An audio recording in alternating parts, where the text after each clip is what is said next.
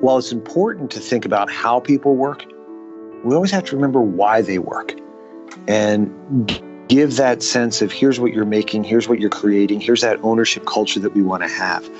So making sure that people know what they're doing is meaningful, making sure that they can see the output of what they've done. I think at our heart, people are makers, and that's why I'm not so afraid of an AI. You want to know what you're making is good, it's making a difference, who the customer is, how that's changing. Give that back to people constantly. And then the ability, this is maybe back to the do something that makes you feel stupid every day, the ability to constantly learn, grow, and advance. That's Ed McLaughlin, President of Operations and Technology at Mastercard. Back in October of last year, I had a great conversation with the Mastercard Chief Human Resource Officer, Michael Fracaro, looking at how they attract talent, what it's like to work at Mastercard, and how they are impacting the surrounding communities. Today's discussion is focused on the technology side of things at Mastercard. You will hear how they create great digital experiences for their employees, how Mastercard is keeping up with the accelerating pace of change, and how they balance gathering information and data while providing privacy and security. Ed also reveals some cool AI programs Mastercard has in place, such as NuDetect and SafetyNet, and he explains why he is so optimistic about the future of AI and automation. The state, rate, and pace of change is accelerating. So what I think is first is you need to have a constant survey of what's going on. And there's a lot of conventional wisdom, which is usually wrong. So then the ability to say, okay, here's everything that's changing. What are the implications that's really for what I need to do? And so, practices are always going to change.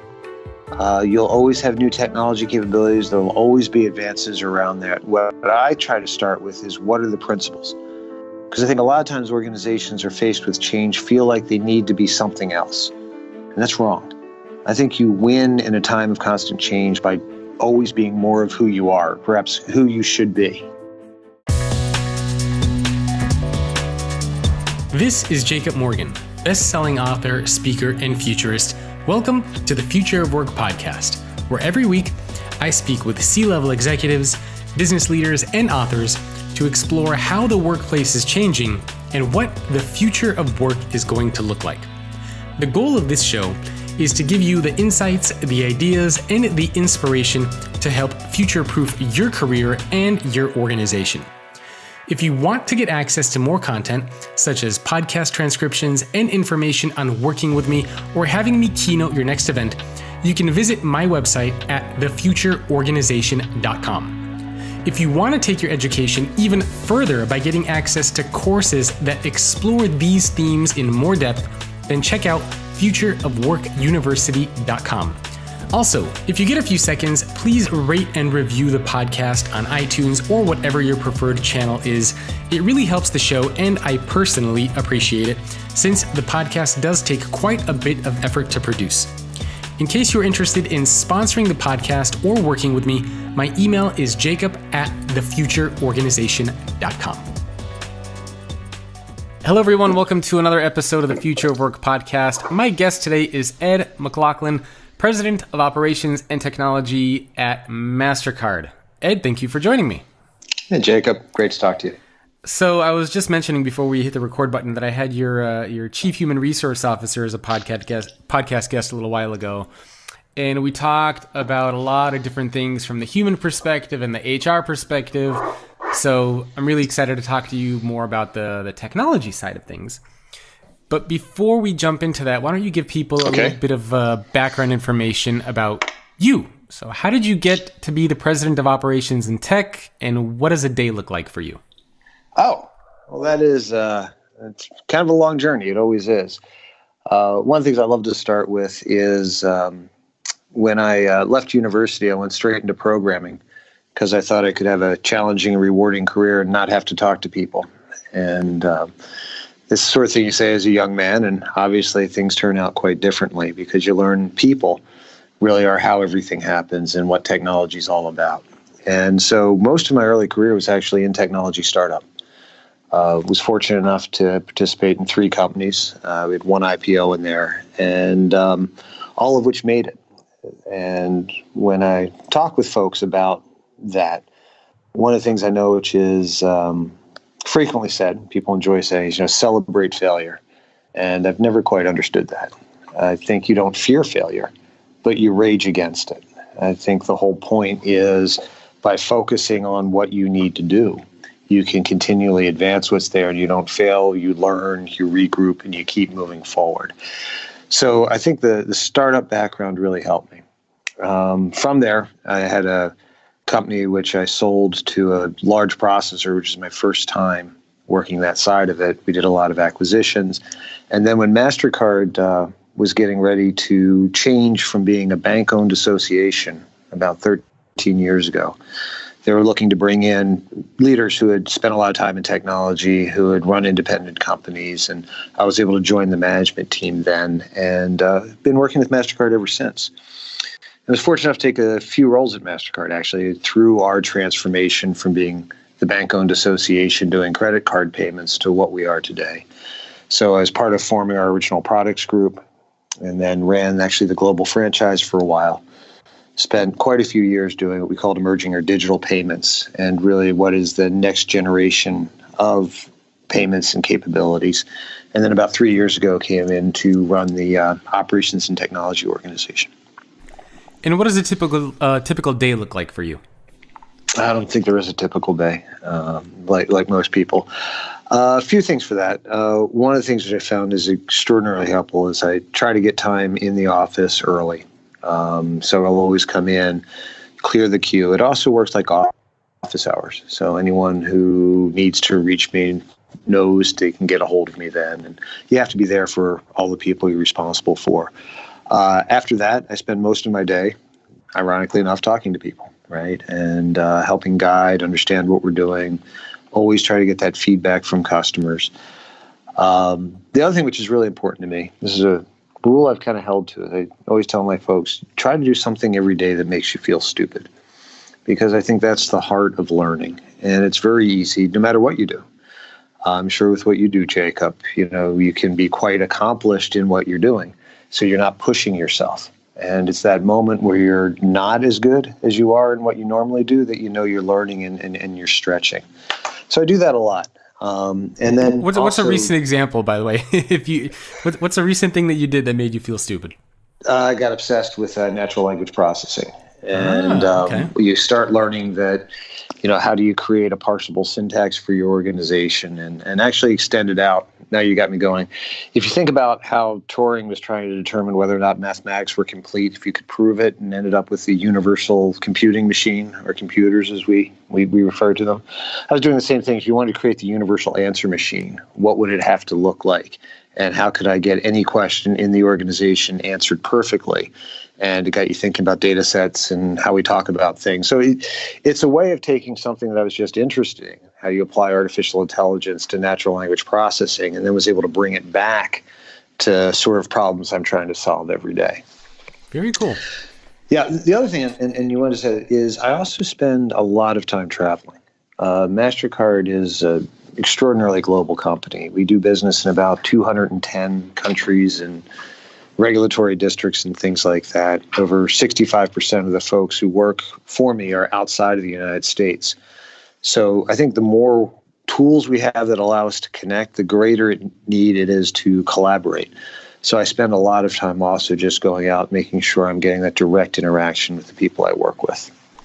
And for people, and I can't believe I'm going to ask you this, but for people that are maybe not familiar with Mastercard, can you give people a little bit of background information around what you guys do? How many employees do you have? You mentioned you're in 210 countries, but any other background information about the company for people? Yeah, absolutely. And I'm really glad you asked the question, because a lot of times people think of the iconic square of plastic. And for me, that's just one way we express what we do. So Mastercard runs a global network that pulls together everything from payment processing, debit, credit, prepaid, commercial handling. We have, through companies we've acquired, account-to-account or ACH type processing. So really any way that a customer or a consumer would want to pay, we can enable through our network. And if you think about that, we're sort of one of the original platform companies, bringing together, tens of millions of merchants and tens of thousands of financial institutions for 2.5 billion consumer accounts. So Mastercard runs a Facebook-sized population of accounts, and making sure that it'll work flawlessly literally anywhere in the world. What we also do, though, is a lot of other things that add value to that. So things like loyalty programs that we can enable. We have a great data and analytics and advisor service where we can use the information that's the network in aggregated ways to get new insights out of how literally commerce happens everywhere in the world. And we also do a lot with fraud and cybersecurity to help make payments safer and to make it easier for consumers to work on. And the way I like to think about it is we're sort of the original, or one of the original platform companies. So innovations you might think about like an Amazon in e-commerce, or iTunes and digital media goods, maybe an Uber going public today in mobility.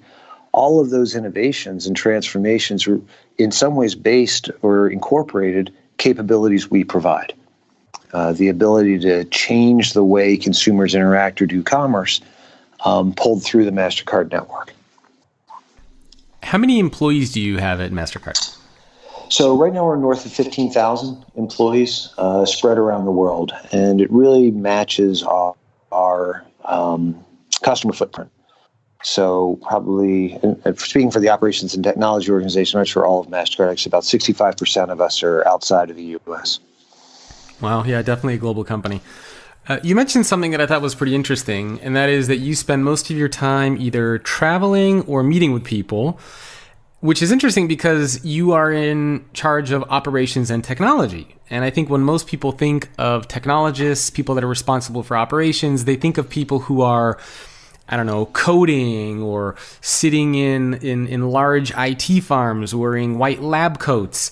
But it seems like most of your job is actually people-focused, not actually just sitting there and coding and tinkering with technology. Has this been kind of an evolution in the world of tech?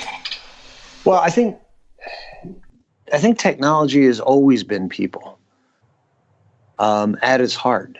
One of the things that I always say, if you think about all of the amazing technology that's available to us, right? Whether it's what we can do with the ability to be much more agile and releasing tech faster, or leveraging cloud capabilities or APIs and interfaces, the amazing things we're doing with artificial intelligence. In some ways, all of that's just stuff. And what really matters is who are the people and how well we use this stuff, how good we're at it, and how much we understand what all of that's for. So technology is always for a purpose, and it's people that give it that purpose. So, yeah, I spend a lot of time. I still code every once in a while. But it's not the work of doing it. It's really working together to create the value that is. So I think just about everything we do is either done through or with technology these days.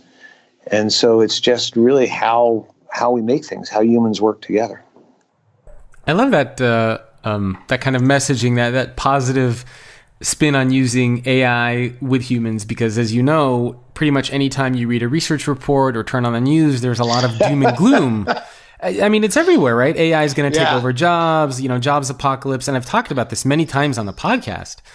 But it seems like you are optimistic about the role that technology and AI will play with humans. So I'm curious to hear, A, why you're optimistic, and B, maybe what are you doing internally at Mastercard to make sure that relationship is positive instead of, tech replacing humans?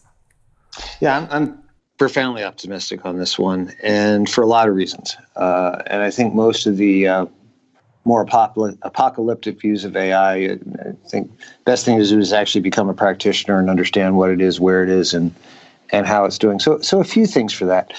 I think human advancement has always been about harnessing power, whether it was animal power, mechanical power, electrical power, and now in some ways computer cognitive power. It eliminates toil to free people up to do more work.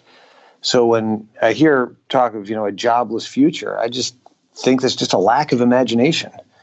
I mean, when I think of all the things I wish we could be doing, if we could have more resources freed up, my lists have lists. So Your lists have lists.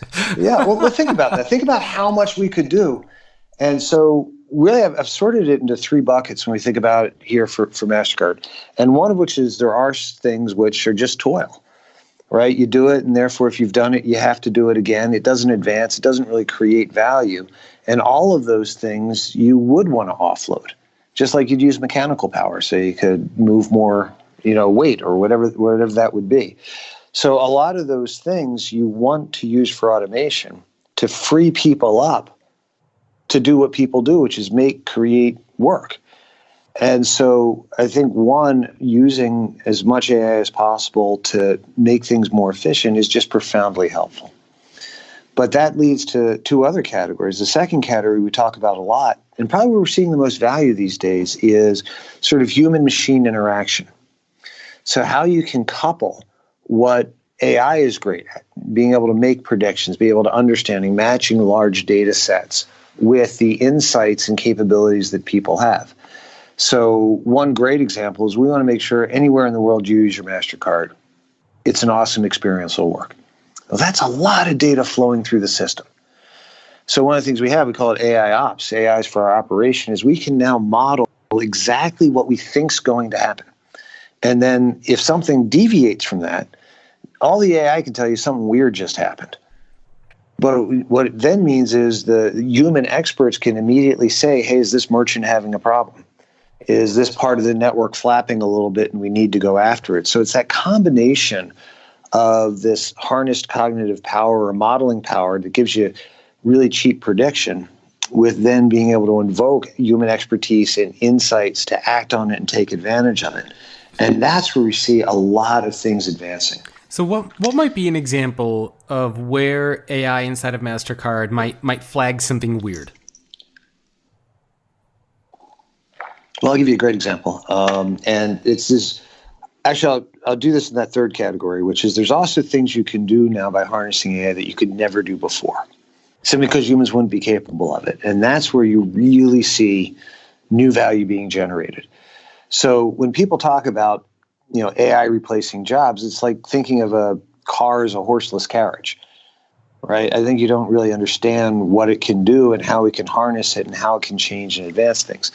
So one of the things which we have, it's a program called SafetyNet, and it monitors all transactions in the network in real time. And if it starts to see things which resemble a known fraud pattern, it can begin intervening. So one of the things that was happening a few years ago is criminals would get control of an account and try to drain through ATMs.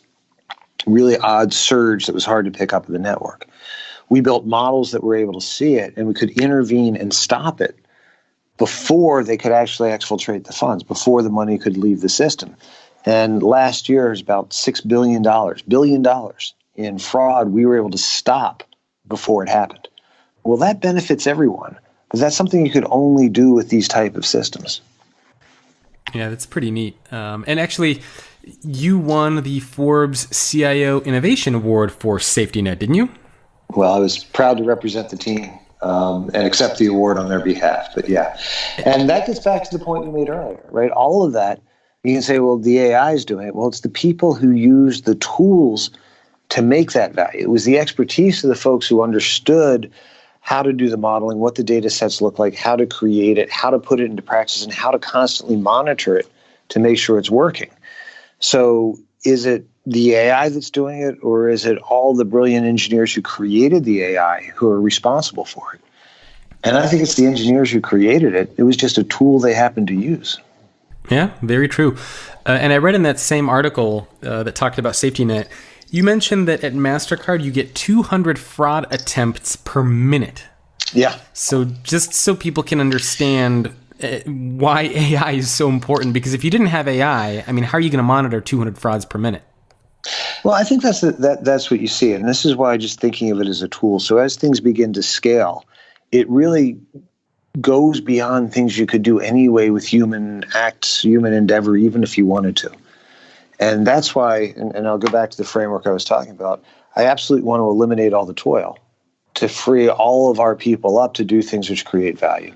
I think they can create even more value if we can combine analytics and machine learning and cheap prediction to help them do their jobs better. That's sort of the weirdness detection or other things that we've talked about.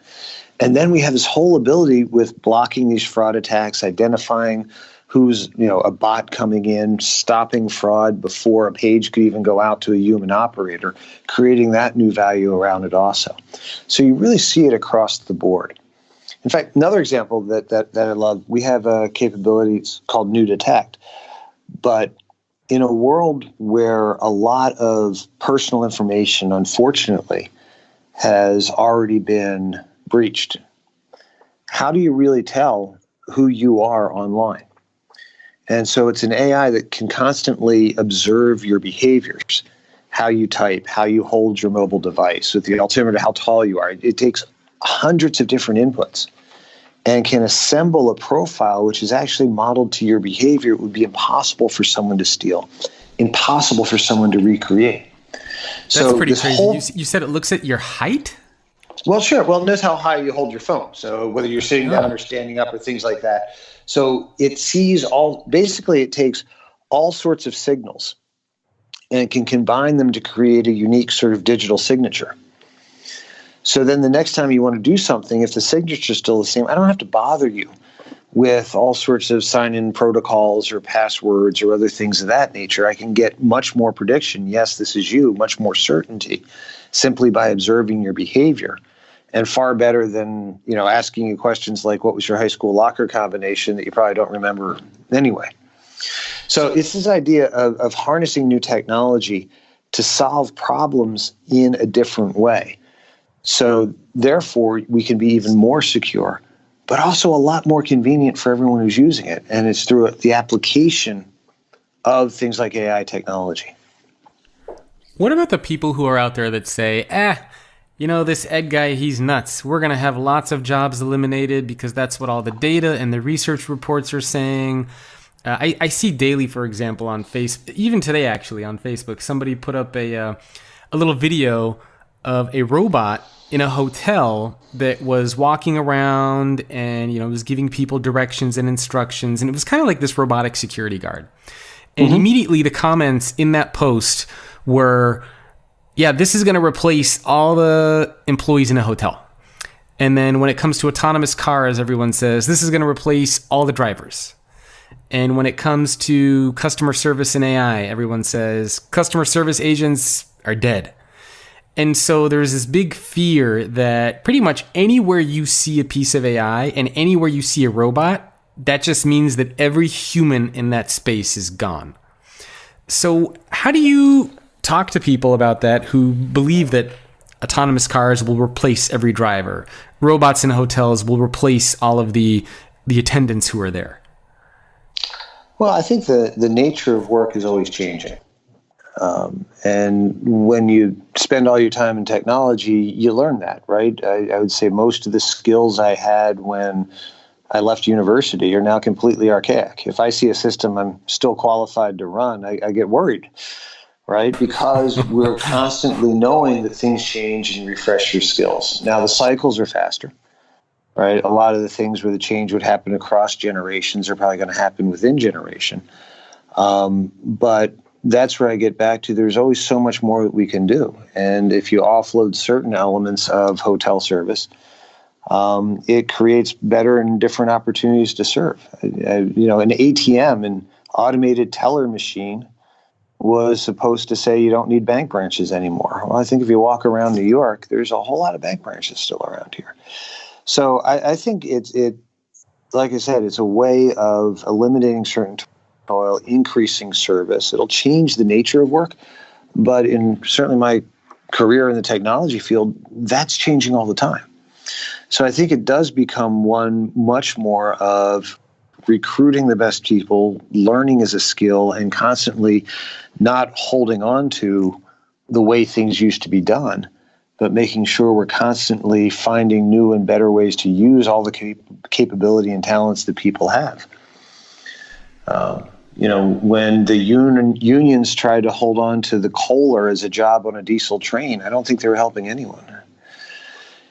Yeah, no, hey, I totally agree. And in fact, you mentioned that people who believe that technology is simply going to eliminate jobs lack imagination. And I actually had one other podcast guest who said that, and that was Nolan Bushnell. And he's the guy that created Atari. He created Chuck E. Cheese. And he used that exact phrase. And actually, when I asked him what he thought about jobs getting eliminated, he got like angry. He's like, no, these people are nuts. They lack imagination. These people need to wake up. So I love that you actually use that same phrase of lacking imagination, because I totally agree. It really isn't. He created Chuck E. Cheese, but there's still bands out there. That's true. Right? They didn't automate that away. No? Yeah, totally agree. So you guys are doing a lot in this world of AI, but what are you doing internally at Mastercard? Because I'm sure this is something that you've talked about internally, using AI inside of Mastercard. Are you doing anything specific to help make sure that employees don't get automated, or that they're constantly upskilling and retraining themselves to stay relevant? Or how do you address this internally inside of Mastercard?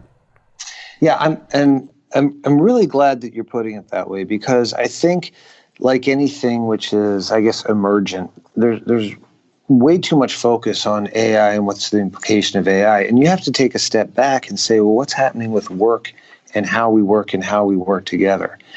And I actually think that's a relatively small part of the overall revolution that we're seeing. Because that's, getting back to your point, the nature of work is changing profoundly. And while things like AI will have a big impact for it, that isn't the only change, or perhaps even the dominant change that I see happening.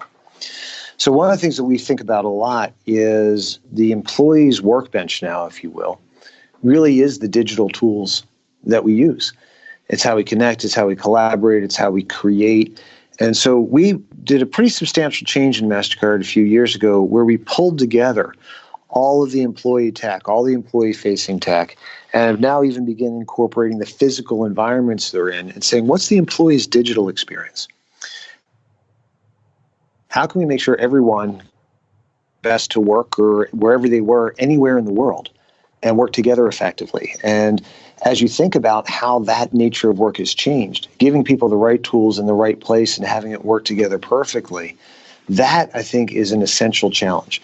So one, we think a lot about what's the working environment and context that people have, and how do we make that great? How do we find out what's in the way and constantly remove that? And by the way, I think email is a bane of everyone's existence and probably takes more than it gives, but we can go there later if you want. But we think a lot about what's the working environment and how do you get out of the way for people for that. I think the second point, which is critical for that, is while it's important to think about how people work, we always have to remember why they work and give that sense of here's what you're making, here's what you're creating, here's that ownership culture that we want to have. So making sure that people know what they're doing is meaningful, making sure that they can see the output of what they've done. I think at our heart, people are makers, and that's why I'm not so afraid of AI. You want to know what you're making is good, it's making a difference, who the customer is, how that's changing. Give that back to people constantly. And then the ability, this is maybe back to the do something that makes you feel stupid every day, the ability to constantly learn, grow, and advance. So one other example for that, just as I talked about changing our organization to create a whole sector focused on the employee's digital experience and their effectiveness, we also did a similar thing with learning. When we were with our board a few years ago, rather than asking for funding to build the next big thing, what we really asked was an investment in the people. And so everyone in operations and technology is a learning bank. Right now you're banking about 2 hours a week that you can then use to apply to get better at the job you have, or to learn something else about where the skills are or where you want to go. So the idea is, being part of Mastercard, part of the culture is this idea of constantly learning about how to do what you're doing, or how to make it easier, how to incorporate new technology. I think that's a model that all organizations are going to have.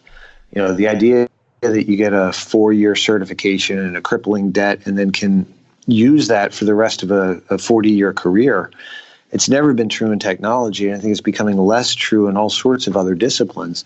So we're building the systems in place to really celebrate that. In fact, one other thing I love, I'll give you 2 examples. One is for our current employees. we're working with universities around our tech hubs to provide training or learning opportunities for them. So we're working in cybersecurity with Washington University in St. Louis, where instructors come in for a graduate level course in cybersecurity. And we have a group of employees that every Thursday at 3 o'clock go upstairs and they're taking graduate work right in our own facility so they can continue to enhance their careers. And that's a model we're going to push further. The other side of that is I think you learn by teaching. So we're doing a lot to give back to the community, which also helps make things meaningful. And we have a number of programs, but probably the most renowned, the signature program is our Girls for Tech. We're really trying to encourage girls, particularly in middle school, around STEM careers and education. And Mastercard has reached over 400,000 girls globally with this curriculum. So it's a way of building a pipeline and also allowing our employees to share the knowledge they have. And in doing so, I think a little bit more about how they do it and why they do it. I know your CEO is a big believer in diversity and inclusion. And so even when I interviewed him for my new leadership book, that was kind of the main area where he shared a lot of really cool things that you guys are doing. So kudos to you guys at Mastercard. So you talked about a couple different things. Maybe we could talk a little bit about the employee experience on the technology side. So you mentioned that, I think it was a couple of years ago, you sort of revamped the tools employees have. And I think part of it was, we anchor what we produce, what we make on experiences.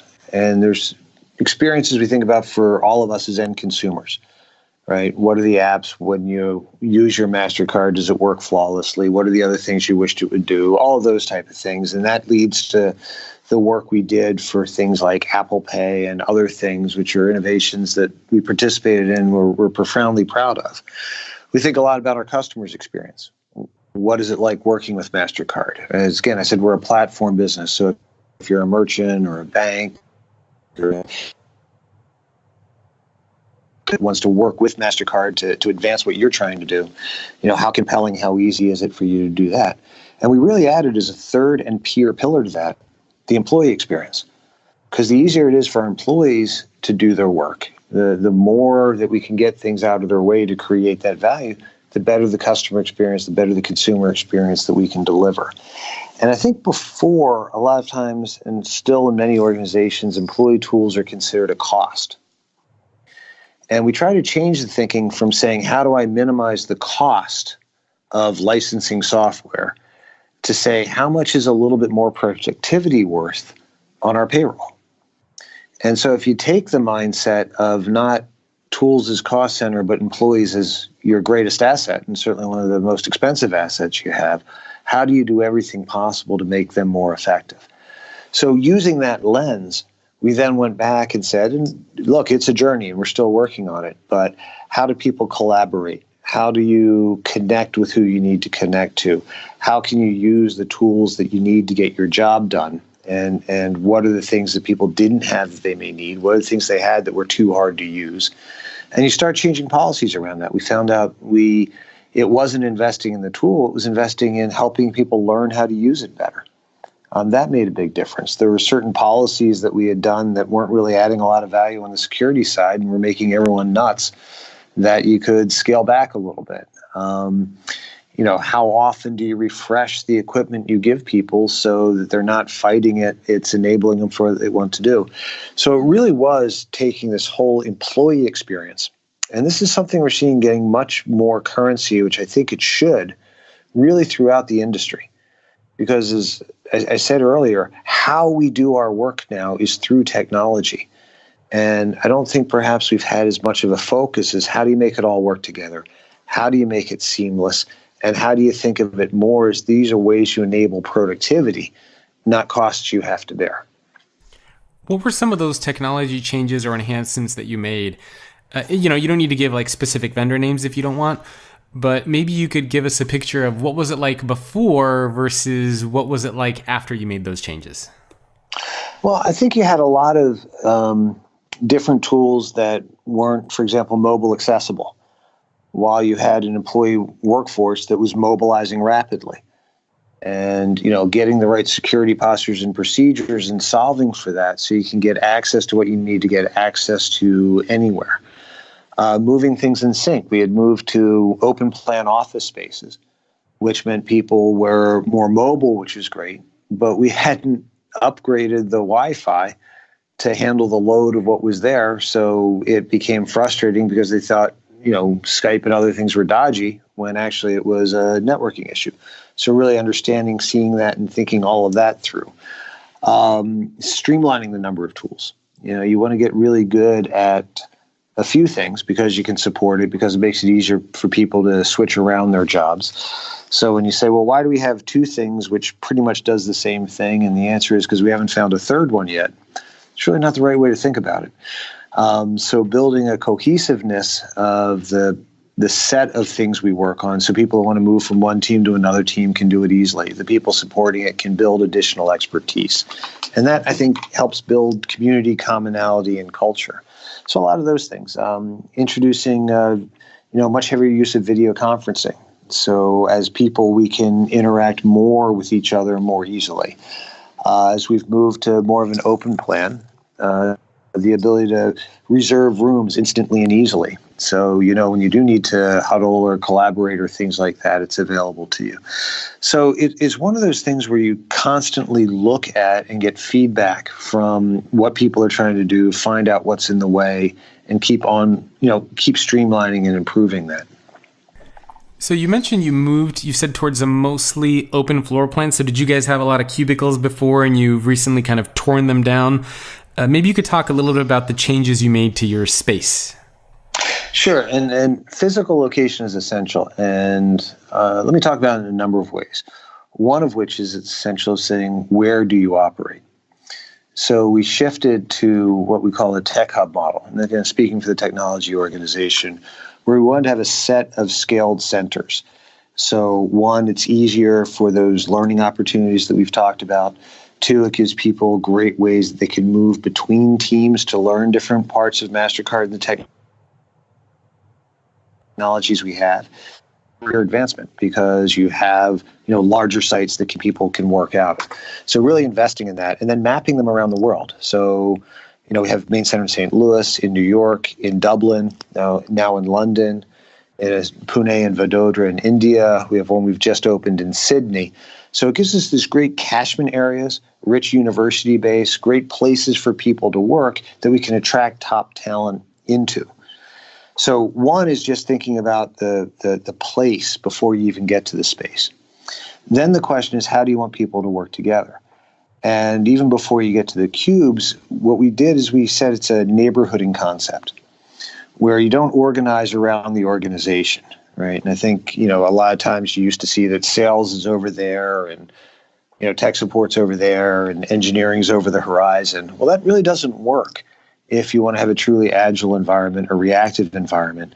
And as you move from having products and services that might happen to be based in technology to the technology itself is the product and service, you want to bring it together in a different way. So in those hubs, which are in the places that we want to recruit the talent from, which now allow us to operate truly on a global basis, we create what we call a neighborhooding model, where you organize around the objective, you organize around the thing the customer gets from you, you organize around what you make, and engineering, quality engineering, the business operations side, delivery, customer. As much as we can bring it together, we do it in a neighborhood. Then, and only then, you say, well, what should the neighborhood look like? And the concept which we're really building out, and I love, is the idea of hackable space. Because, there is no one good way to do it. So whether it's cubes or, a set of small offices that looks like an ice cube tray or a giant open plan, the question is really, what's the type of work you're doing and what's most effective for that? So we like to have environments that facilitate collaboration, a little serendipity, a little creation without being oppressive. Everyone should feel like they can have a conversation in a normal voice without feeling like they're bothering someone.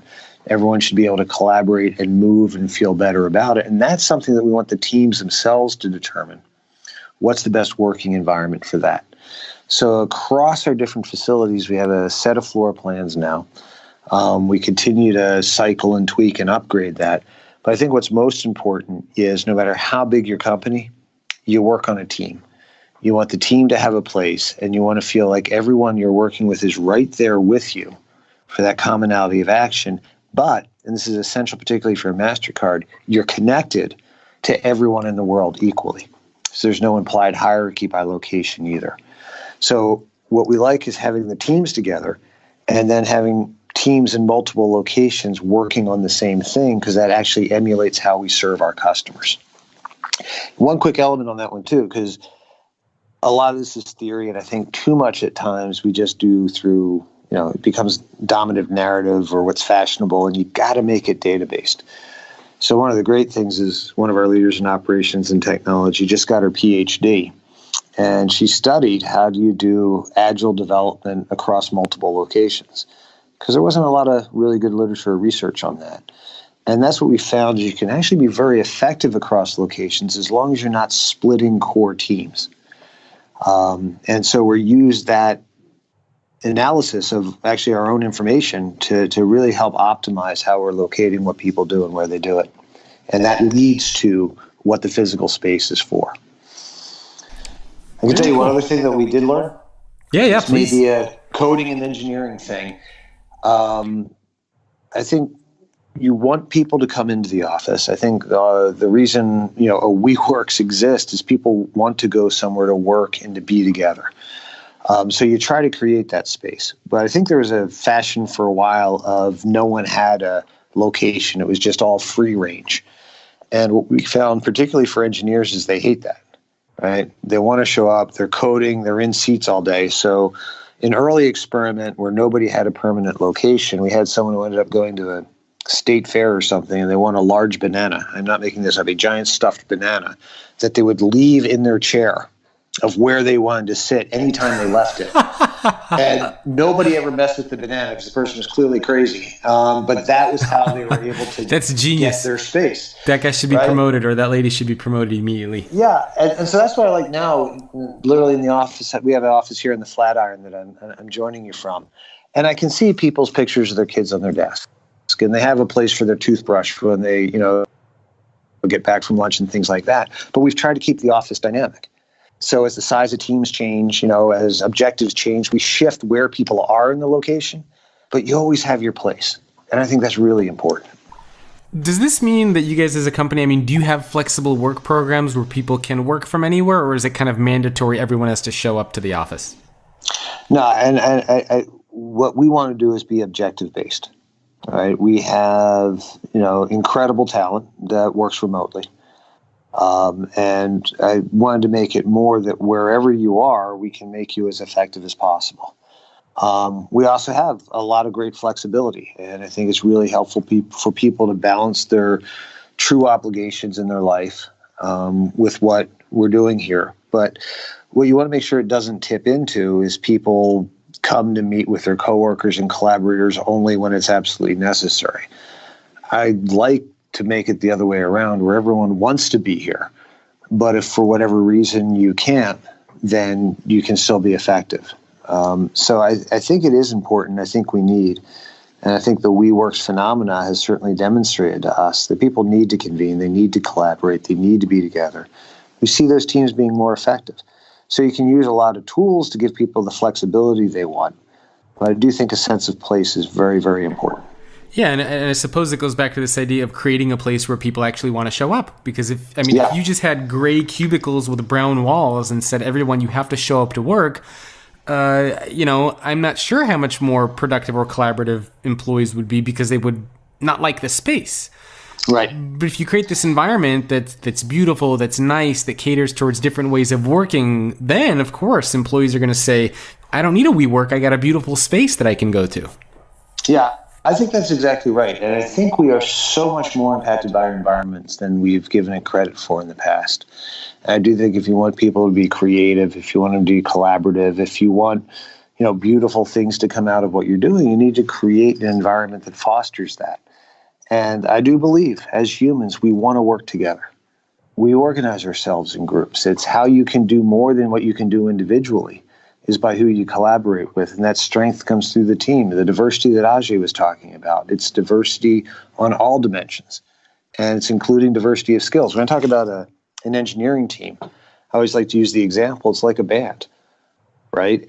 Everyone, and you want whoever's best at whatever given instrument they have, but you all come together to play the same song, to make it, and how well you play together is actually how good the output is. And a bunch of individual players who just aren't coordinated, who don't gig together, who don't rehearse together, who don't do it, just can't do a good job at showtime. So I think as part of that is just learn how to play together, and that makes the team more effective.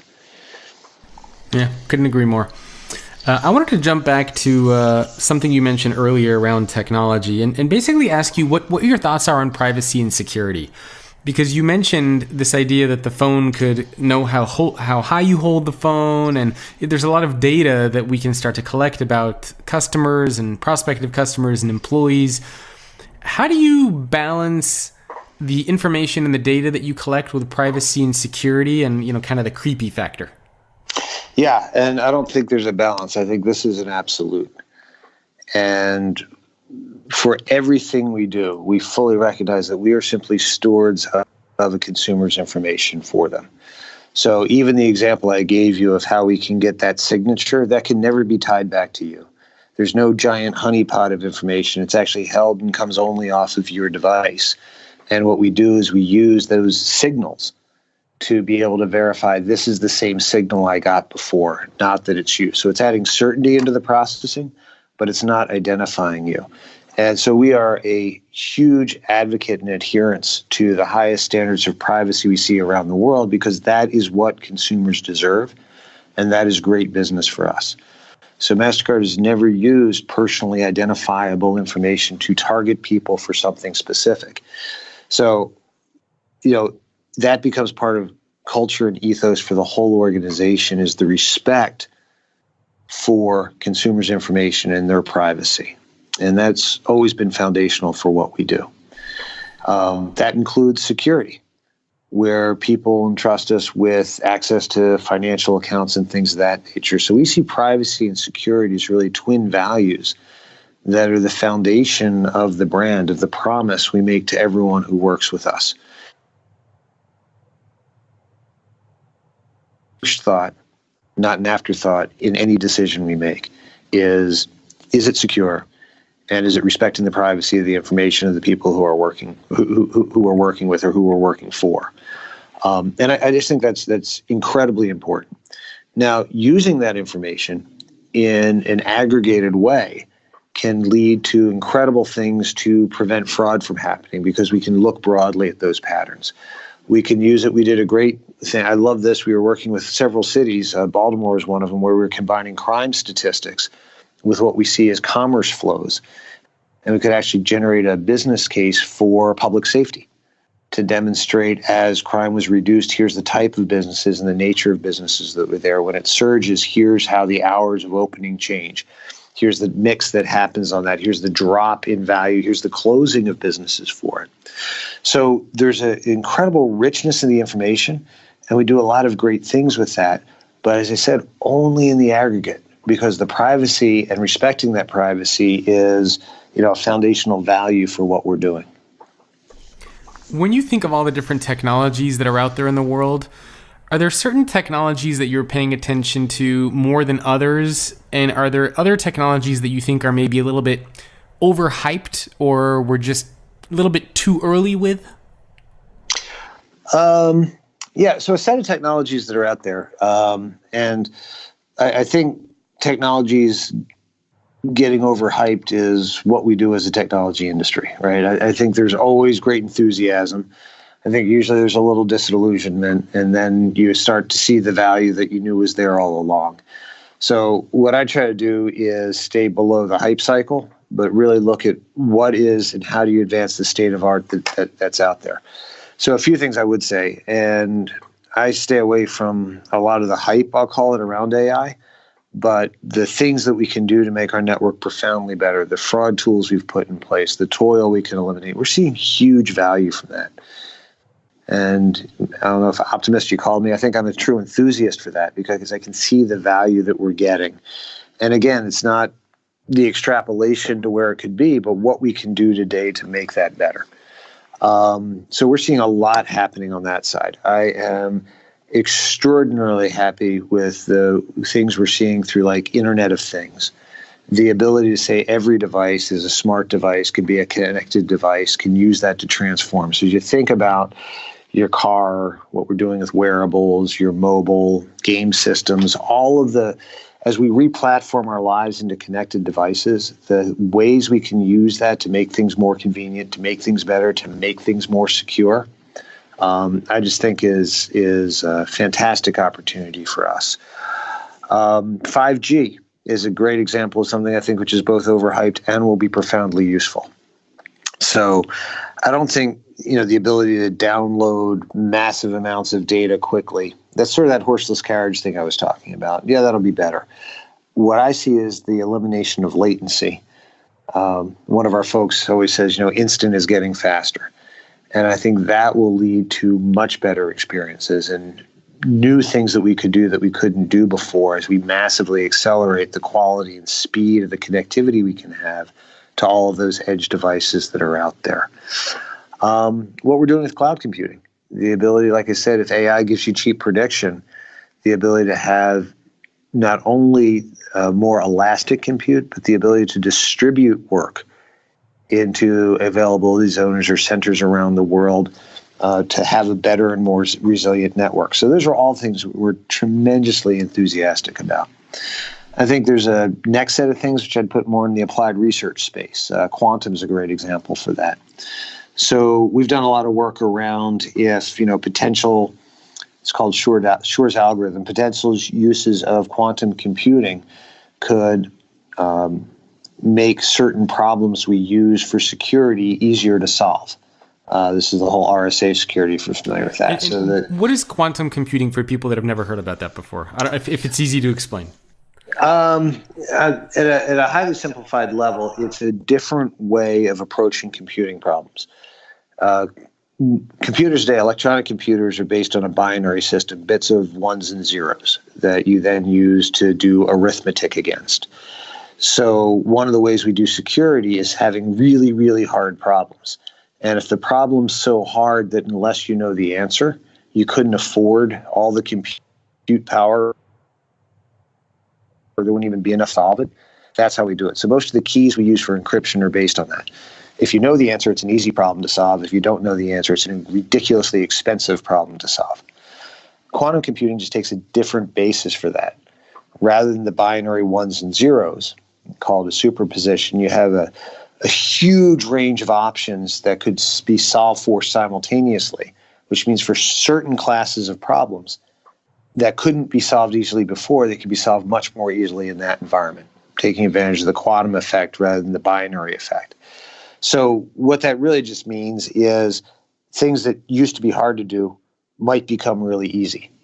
If it becomes really easy, then you have to think about new ways of security.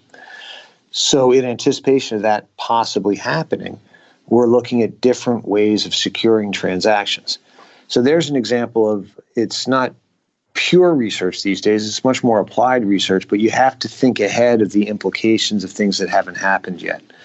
So that's an example where there's a lot of people who are really excited about the implications, but its time horizon is not going to impact us right now. Yeah. And even with AI, I love that you mentioned that there's a lot of hype in AI, but you're seeing also a lot of value in it in the area that you're focusing on. But just in general, it's probably a little bit overhyped as far as the impact that it'll have. Yeah, I think you need to sort that out. I think we saw a lot of that with blockchain also, which is a interesting technology for solving problems where there's no trust. So, for all the hype around cryptocurrencies and things like that, saying before, if you had 3 or 4 parties that really didn't trust each other, how could they all agree on what was true? It's a good solution for that. So when we look at things like proof of provenance, where did this come from? Or tracking something through a supply chain, the idea that you get a mutable record that everyone has to agree on, that's pretty useful. when you see other areas like a Bitcoin, having a speculative asset class with no intrinsic value, you might argue the same thing for gold, is a much more limited application. So a lot of the focus was there, which I think in many ways distracted from what the underlying technology actually was and some of the potential practical applications of it. Yeah, no, makes sense. Maybe one more question before I ask you just some fun rapid fire questions. Okay. How do you keep up with the pace of change? Because from all the people I interview, CEOs, technologists, people in HR, it doesn't even matter. The number one thing that everyone keeps telling me as far as a challenge for the future is how do you keep up with the pace of change? I mean, especially you see this in technology, right? You invest in one area, a new technology comes out. But you also might even see this in physical workspace, where what happens if you change your workspace and all of a sudden, somebody else comes into power inside the company and they want to change something, or employees are now asking for something else. Like, how do you just keep up with all the stuff that's going on? Well, I think the first thing is that recognition that change is a constant. And I do think constantly evaluating new capabilities or new technologies or new things is something that every organization, every person needs to get really, really good at. And the state, rate, and pace of change is accelerating. So what I think is first is you need to have a constant survey of what's going on. And there's a lot of conventional wisdom, which is usually wrong. So then the ability to say, okay, here's everything that's changing. What are the implications that's really for what I need to do? And so, practices are always going to change. You'll always have new technology capabilities. There will always be advances around that. What I try to start with is what are the principles? Because I think a lot of times organizations are faced with change, feel like they need to be something else. And that's wrong. I think you win in a time of constant change by always being more of who you are, perhaps who you should be. So if you start with what is your mission? We talked about earlier, security and privacy. I can then evaluating something and saying, will this make us more secure? Will this help me, ensure the privacy and security of the customers we have? Is there something that's changing which has the potential to diminish that I need to react to? So I think the best way to start in an ever-changing environment is to anchor on what are our principles, right? What do we need to do? And then you can evaluate everything against that and embrace that there will always be new practices. But for me, that's what you test and validate again. In my career, the technology we use has changed constantly. It's just more, what is it for? Who we are, how we use it, like I said earlier, not what it in and of itself is. One other rule, which I think Ajay Aguilar had, I'm stealing this one, he's out of the University of Toronto, is a good way of evaluating change is, did something become fundamentally cheaper? So again, from a technology standpoint, when compute became fundamentally cheaper, things changed. Photography went from a chemical process to a digital process because you had cheap compute. When storage became fundamentally different, things changed. Right, you began having big data and other things you could do, take advantage of that. When algorithms now, through artificial intelligence, have made prediction much cheaper than it was. Things that you used to have to say, I need a rule, it needs to be deterministic, suddenly can use this cheaper prediction. Hey, I thought this was going to happen, something else did. You generate new value there. So knowing what it is you're doing, right, not what the technology is, but what you want to do and who you are, and then saying, what's the implication of this to make what I need to do better? And always a good rule is it an order of magnitude change on one of the constraints I already have. So do you never feel suffocated by how quickly things are changing? Like, do you ever wake up in a panic and just think that, like, it's so hard to keep up with everything? Or you figured out a way to kind of maintain it, just experiment, and just have embraced that change is the new normal? Well, I think what's essential is you just have to be profoundly curious at all times. And it shouldn't, I think as humans, we are wired to defend previous decisions, and that always works against us. Right? I think if you're always exploring, if you're hungry to say, is there a better way? And always be open to say, I made this decision, in this context, how is the context changing, and therefore what are the new decisions I could or should make? So I do think, and this is hard, you need to have an enthusiasm for what's new, not to be fashionable, not for fashion's sake, but to always be questioning. And I think it's a skeptical enthusiasm of, if a new capability is there, does it allow me to do what I want to do better? So I think as long as you're centered on what you're trying to do, then all of the new capabilities I find just profoundly exciting.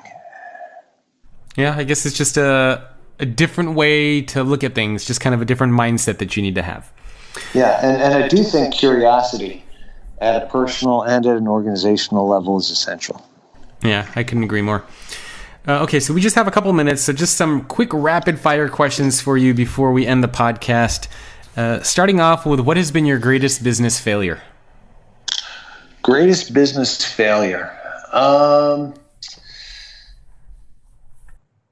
That's an interesting one.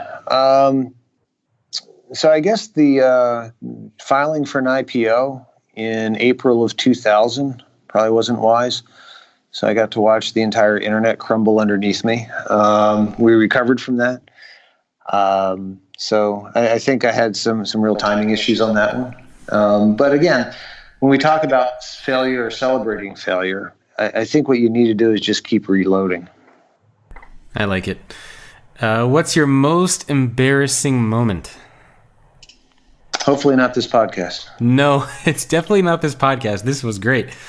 But do you have an embarrassing work moment that has happened to you? Yeah, I guess you certainly do. I'm trying to have one that would immediately come to mind. I once used the phrase "come to Jesus" to someone wearing a yarmulke. I'm still appalled by that. So. That's a good one. I've had all sorts of fun, embarrassing moments on this podcast, so that's a unique one that'll stand out. What are you most proud of? So many things. I think what I am most proud of is what we've been able to do in the last few years at Mastercard to really embrace and enable a market-level transformation on digital. So I talked about the work we had done enabling things like Apple Pay, the digitization of the whole network, and the application of artificial intelligence against it. So if you think about what you make and how we've been able to advance, I'm extraordinarily proud of what the teams here have been able to do. What's the hardest business decision you've ever had to make? Hardest business decision ever had to make.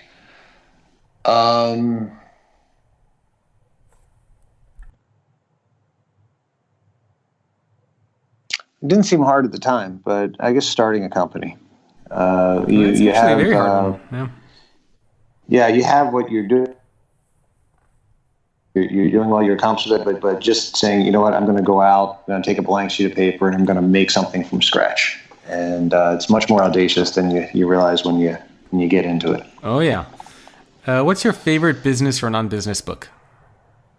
Business or Not, Soul of a New Machine, Tracy Kidder, changed my life. Soul of a New Machine? I've never heard of that one. Yeah, I think he won a Pulitzer for it. It was when I was in university, and it was the story of Data General.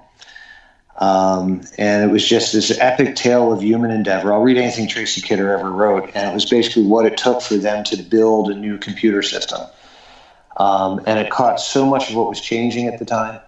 It was this just incredible tale, like I said, of human creation, achievement, and things like that. And the lesson at the end, when he's talking to the protagonist about, you did all this, now what? And he said, you have to understand building systems is like playing pinball. The only thing you win is a chance to play again. You got to love the game. Yeah. And I've always held to that lesson. I'm going to check that one out. And last two for you, who's the best mentor you've ever had? And you don't have to give a name if you don't want to, but maybe what did they do to be such a great mentor to you? Best mentor I ever had. I'll give a name. John Connolly hired me out of university, and seeing how he ran a business, thought about business, took care of his customers, the diligence there, it was at a very, very early part of my career. But I really do, and for a lot of times, thought about how he would have handled something or how he thought about it. And it wasn't so much that direct mentoring, I'll take you under my wing, but the ability to see just a profoundly good business and profoundly decent person operate. and learn from that early. You said John Connolly? Yeah, not the former governor of Texas. Okay, so he was a business leader. Yeah. Got it. Okay. And last question for you. If you were doing a different career, what do you think you would have ended up doing? Different career? I'd probably end up doing this. What do I think I would end up doing? I guess if I had to go for a divergent path, it probably would have been teaching. Oh, okay. Noble career? Yeah. My mother was a teacher. Oh, very nice. Well, those were all the questions I had for you. So where can people go to learn more about you or Mastercard, connect with you on LinkedIn, anything that you want to mention? Yeah, I would encourage everyone who wants to know more about Mastercard or my humble part in it just to come visit us online. Simple. Well, Ed, thanks for taking time out of your day to speak with me. Thank you. Take care. And thanks everyone for tuning in. My guest again has been Ed McLaughlin, President of Operations and Technology at Mastercard, and I will see all of you next week.